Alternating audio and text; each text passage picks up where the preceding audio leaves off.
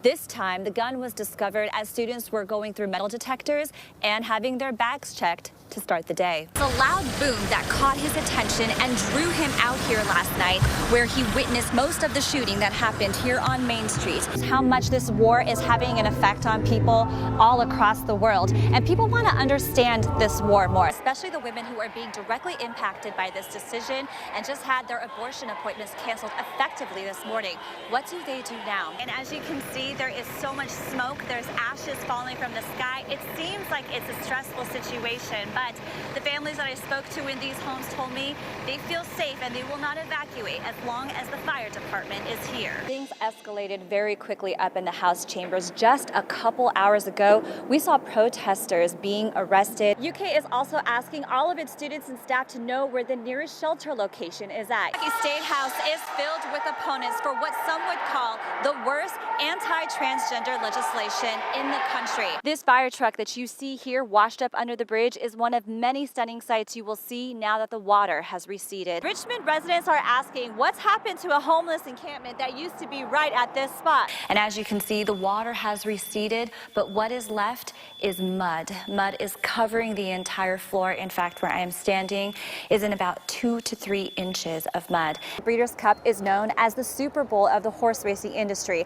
but tonight's state championship game brought those two rival football teams together. You can see what the crane is doing right there now is picking up the remaining scrap metal and running it through the conveyor belt. That means they're going to have to be touching metals like this barbed wire. They're constantly inhaling contaminated waters from this nearest creek, which is why it is imperative that he and so many of these flood victims now get their tetanus shot. It's 92 degrees out here in Clark County right now. That even as this fire destroyed an entire building, there are still some things that are visibly not burnt, like the clothes that were meant for the community, whose humility and hard work does not go unnoticed. Kentucky has a statute on fire and water damage, and it states that landlords have 14 days from the time that a tenant writes them about damages to fix those damages. We're talking a $4 billion industry, off to 10 races, about 122 horse and jockeys for all the alumni to step into and relive some of their best college memories. Good evening, I'm Danielle Miskell, and thanks for joining us here on Fox 56 News.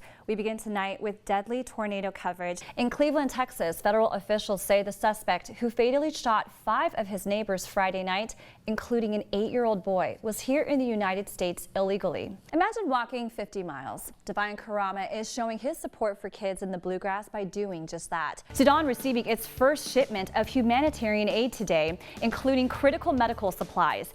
8 tons of emergency medical aid was transported by aircraft, then shipped into the country, according to the International Committee of the Red Cross. Tragedy in Elizabethtown, where a woman was killed by a falling Denny's sign. The highly profiled case of Breonna Taylor put Kentucky's law enforcement under a microscope. The stock market's meltdown is posing a threat to investors who have high account balances, as they have much more to lose in this bear market. There are many Kentuckians who have just arrived in other states impacted by severe weather, and I just had to stop because of the emotion that I saw on his face. And so I went for a nice walk today at the Arboretum. It was nice and sunny, and I kid you not, as soon as I got home, it started raining. I barely missed it. Just head to this story inside Fox 56 News app to give a monetary donation.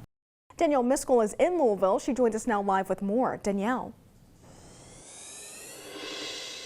Yeah, Amani, I gotta say, when we saw this body cam footage just an hour ago, Deputy Chief Paul Humphrey gave us a play-by-play. He told us exactly what we were going to see and hear. But even though we were briefed, I gotta tell you, those 8 to 9 minutes felt so much longer than 8 to 9 minutes usually feel.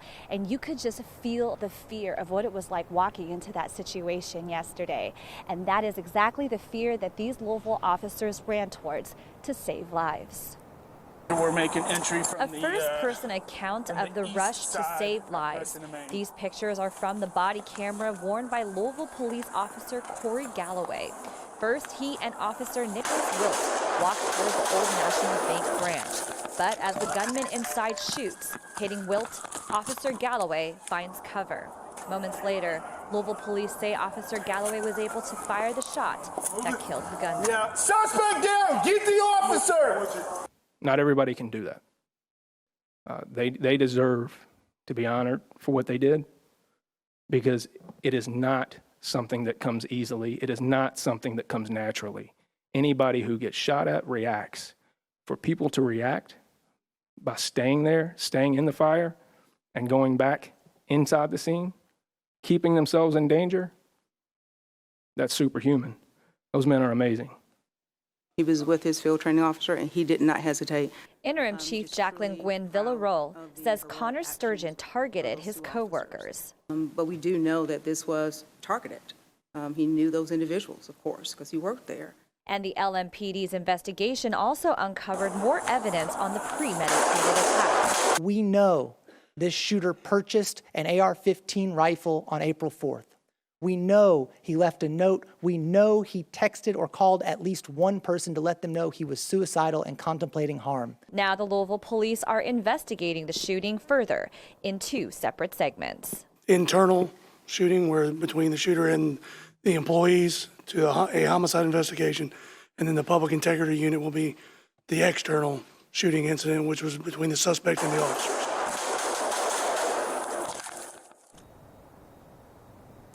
And we were also just told this afternoon that the next thing that the Louisville Metro Police Department will be releasing are the 911 calls.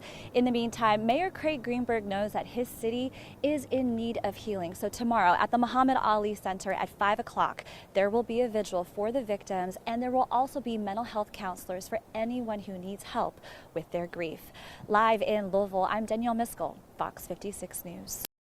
This next story is one for the ears. Every type of music we know is rooted in one genre, the blues. There's one artist and business owner in Lexington who embodies the blues. And as Danielle Miskell reports, he's always used his music to bring people together. He may be the best kept secret in Lexington. Blues artist and business owner T.D. Young is a Lexington native and the Kentucky Music Hall of Fame's newest inductee. It was the 60s. Young was just 13 when he picked up the guitar. Started playing on a railroad track with a bunch of old men. Yeah, I just listen and watch, and then I can pick up. I can learn guitar. So anyway, once I've done that, then my brother decided, said, let's put a band together. We would open up for the Jackson 5. We were opening up for like Aretha Franklin, James Brown. Life on the road showed Young where the world drew a line, even one music couldn't cross. It was rough times because some of the little towns that we go through, black people wasn't allowed to stop. In the 80s, he saw this building one day and was inspired with a business opportunity. Then my brothers come up with the idea, let's put a club in there.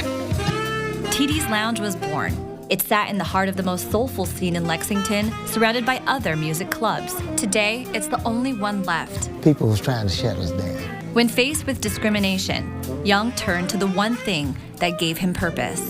When I have a problem or something like this solves it. It makes me go out to my instrument. That the blues is really gonna come out of me now.